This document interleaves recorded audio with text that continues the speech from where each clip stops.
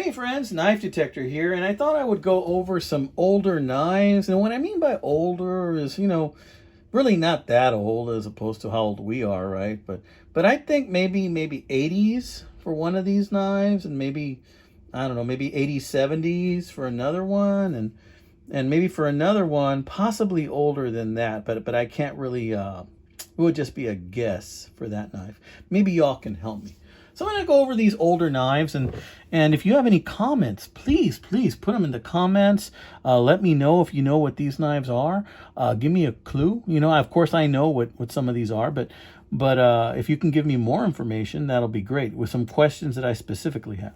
All right, let's get to it, guys. Let's get to it. By the way, if you're new to my channel, we look at knives. We like sharp things, and we look at all kinds of sharp things. Old things, new things, things that, might be, from other countries, but we're not sure. We look at all kinds of knives here, guys. So if you like knives, if you like playing with pointy things, then this might be the channel for you.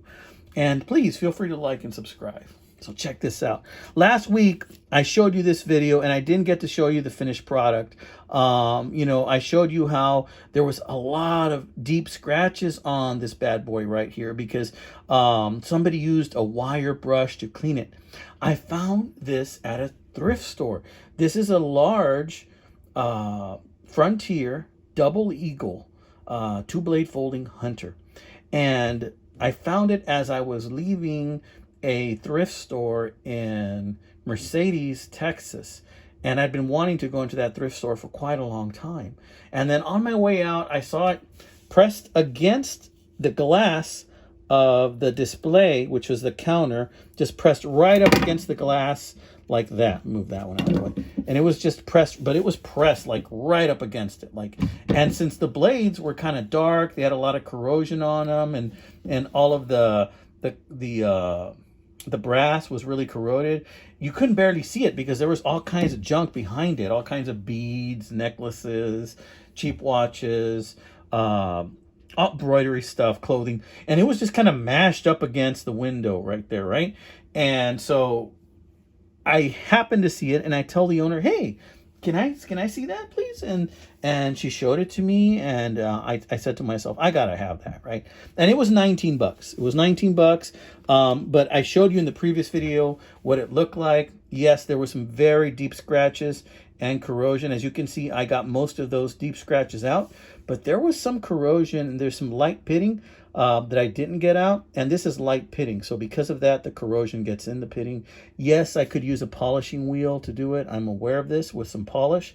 But realistically, I'm going to carry this thing, and it's going to get that way again. So I'm not going to go to that extent. But I think I got most of it out. And the way I did that was with some really fine sandpaper, some 2000 grit. As you can see, it has some horizontal marks right there that you can see with the glare. Had to try and kind of get those out, starting at 1000 grit, 1500 grit, and then 2000 grit. And there's this red mark right here, or red, I don't know if it's paint or blood, but I'm leaning more towards paint right now. And there's more over here that you can see, right? There's some micro pitting going on there in the springs. And, again, I don't know, paint or blood, because I have had knives that when I've cleaned them, the paint first looks black, and then as I clean them, the blood starts looking red again. So I'm going to lean more towards paint, but look, see, there's more there. And see, the paint got into the micro pitting. And so because of that, it's really hard to get out. I would actually have to go in there and do some major polishing to try and get that out. So I'm going to leave that there, right? And but look at this beautiful red type of wood that it has. It's just a nice looking knife. And one of the things I like about it is the belly of that secondary blade. One of my viewers in the last video I did called this a trapper style, and it may very well be. It's just most of the knives that I have that look like this, like the charades or other knives that I have, I usually call them large two-blade folding hunters, right? And so that's this side right here. Let's take a look. Let's close that secondary blade. See that? Hear that snap? And these things don't have any play at all. And there's that symbol right there that says Frontier. And if you look closely, you can kind of make out the etching there where it says double eagle. And then it has like a little emblem right there that you can probably see better than I can at this point. And here over here on this side of the main blade, let's see what we have. We have Imperial stainless, and this is a 4625. So as you can see, this was really, really dirty. And, you know, I was able to polish it to where it looks pretty good. And now it's actually really, really sharp. So as I'm moving this thing around and flipping it around for you, I'm actually touching my arm, and I can feel the blade kind of cut into me a little bit. So I'm getting that feeling like it might actually do some damage. But tell me, what do you think? I think it came out pretty good, you know. Now, this knife does have a liner lock mechanism that no longer works. See that? It just will not, won't bend. And I have a case knife that does the same thing. It's like it lost its, I don't know if to call it elasticity or stiffness. I can push it back there if I want to, but it just kind of stays there. So, but you know what? This works fine the way it is, kind of just like a slip joint. As a slip joint, it pushes the spring just fine. Snaps closed. Oh, there it goes again. Snaps open, just like that. Works just perfectly, just like that. Just like my other knife that I have, it's a case that has that same liner lock that just doesn't work anymore. That happens, and I think that happens with age on knives. So yeah, I'm thinking 80s for this one. What do you think, guys? 70s or 80s? Thinking 80s, okay? Now check this thing out. Now this thing I found on eBay, and I got it for $7 on eBay. But when I got it, the covers were off of it. They were only on in the back. The pins were holding them together, and they were off of it. Like up here all the way up to the middle down here. They were kind of separated from the liners. And the thing about this blade is that I saw it and it looked German to me. I'm not sure if it's a German knife. It kind of has like a Boker look, but it has this weird lock in the back that I really enjoy. So check out the blade. When I saw the blade, that's the reason I bought it. It just had that old style look that I like, that really nice steel that it's probably 440, but it's just a nostalgic look that reminds me of, you know, knives I saw and I liked when I was a kid.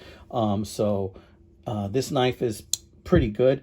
I also noticed that somebody had tapped it a little bit there, so I tapped it a little bit more just to get it to be a little bit more snug, and it's real snug now and works really well. But this is not stag. This is plastic. And when I first got it, the handles were separated, the covers were separated, but they were all white. All the covers were completely white. They had the bumps like it was stag and everything. So you know what I did? I actually used some black acrylic semi-gloss paint that my wife had that she would use whenever she'd paint a tipsy canvas or what have you.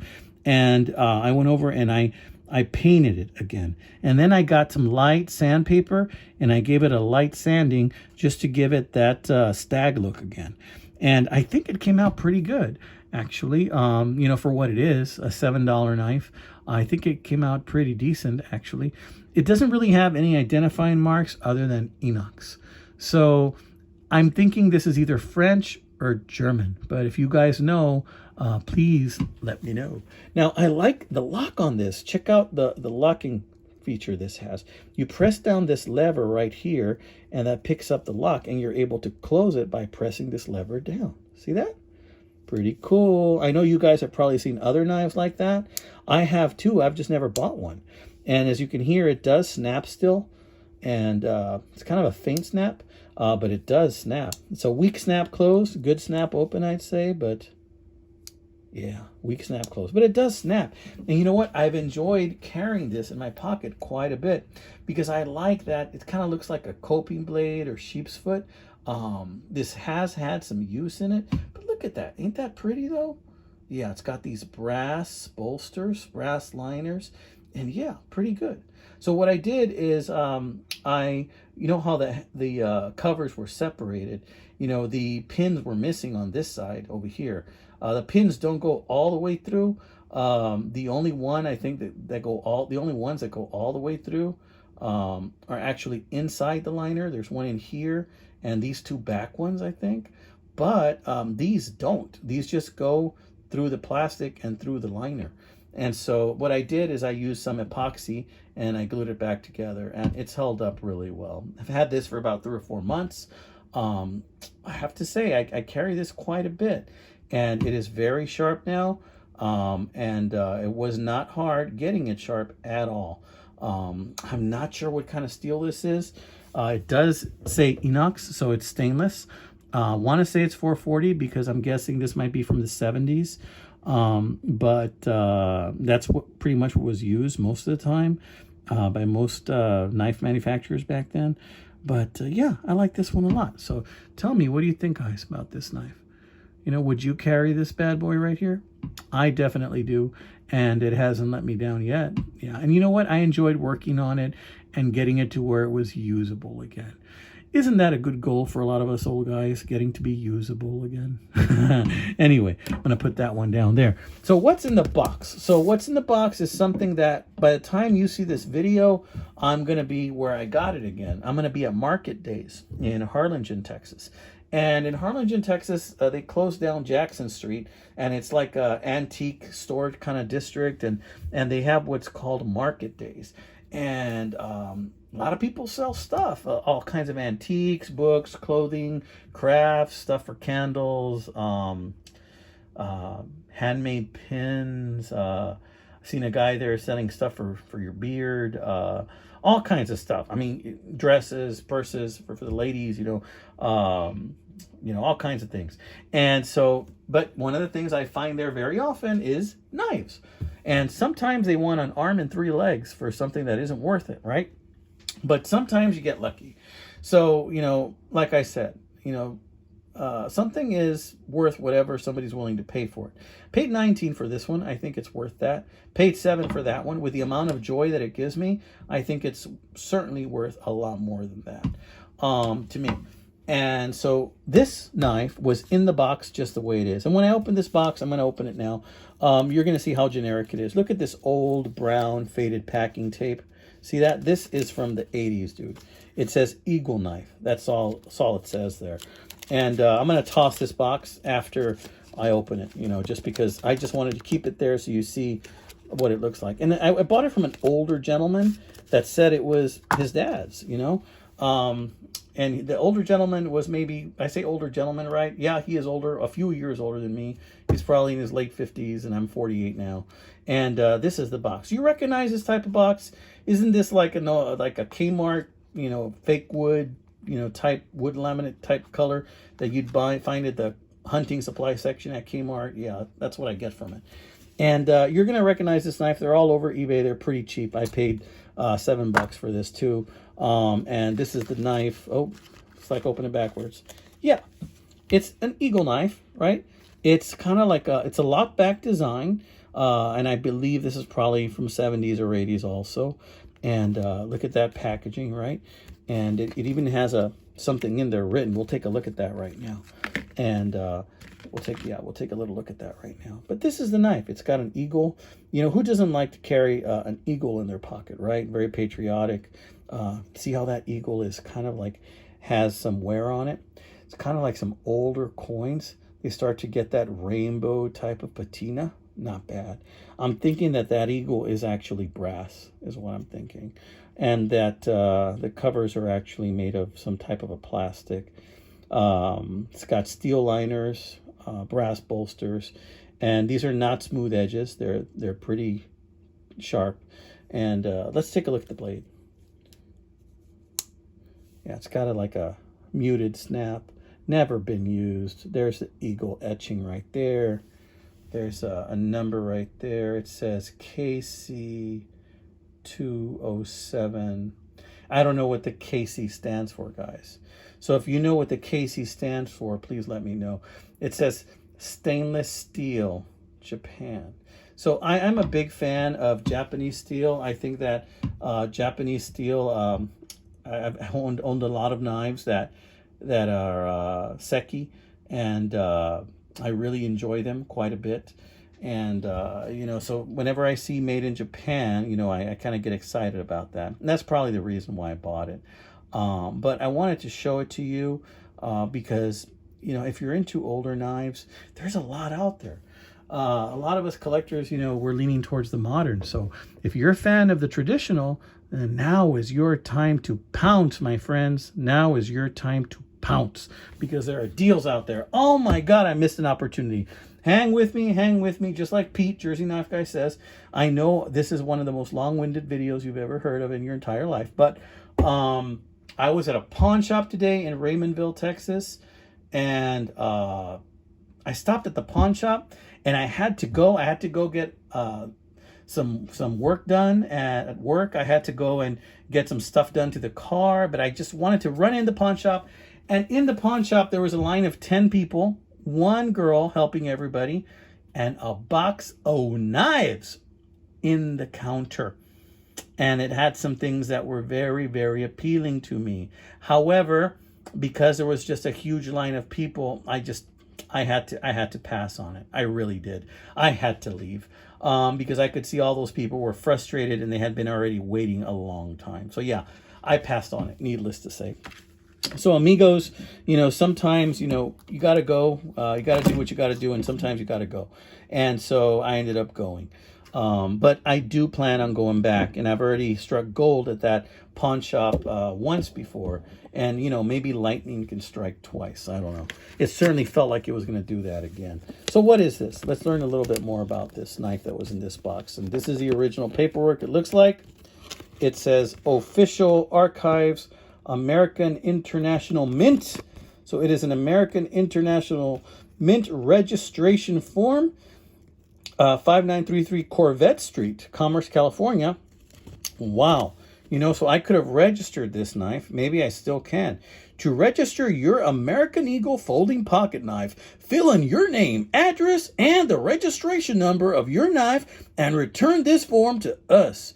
Your registration number from the blade of your knife will be recorded permanently in the official archives of the American International Mint. Amigos. Yeah. So yeah, awesome. Okay, cool. So that's going to go back in there. Yeah, and I thought it was cool that that stayed in there. I wanted to share that with you guys. So you know what that is? It's closing time. It's closing time, amigos. I'm going to put this baby to sleep.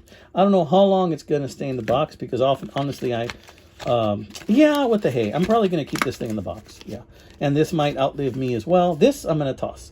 But I am going to keep that in that Kmart looking box. And it's closing time.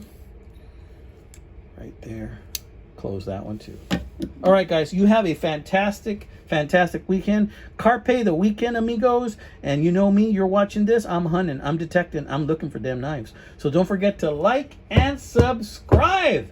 And again, congratulations to Ray for winning the last giveaway, Ray. And I hope you enjoy that knife very, very much, amigo. And there's another giveaway coming up the next time we hit another 500 mark of subscribers. Take care, my friends.